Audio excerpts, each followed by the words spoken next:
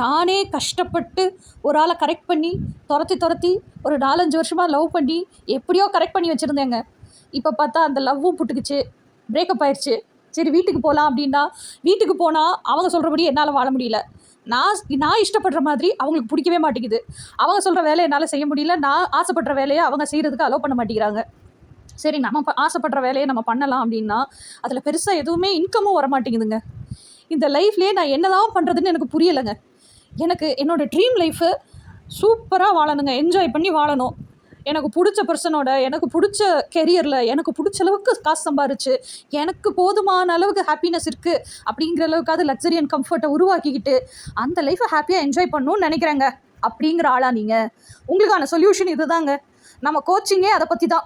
நான் யாருன்னு நீங்கள் முழுமையாக தெரிஞ்சுக்கிறதுக்கும், நான் யாருன்னு தெரிஞ்சதுக்கப்புறம் இன்னென்ன விஷயத்தை வாழ்கிறதுக்கு ஆசைப்படுற ஒரு பேக்கேஜ் தான் நான் எனர்ஜின்னு நீங்கள் தெரிஞ்சதுக்கப்புறம் அதை எப்படி வாழ்கிறது அப்படின்னு சொல்லி கொடுக்குற கம்ப்ளீட் டெக்னிக், மெத்தடாலஜி, ப்ராக்டிக்கல் லைஃப்பில் அதெல்லாம் எப்படி ரியாலிட்டியில் மேனிஃபெஸ்ட் பண்ணி என் ட்ரீம் லைஃப் ரியாலிட்டியில் வாழ்கிறதுங்கிறது தாங்க கோச்சிங். என்னோடய ஃபோன் நம்பர் இதுலேயே இருக்குது. தாராளமாக நீங்கள் ஃபோன் பண்ணி என்னை காண்டாக்ட் பண்ணலாம்.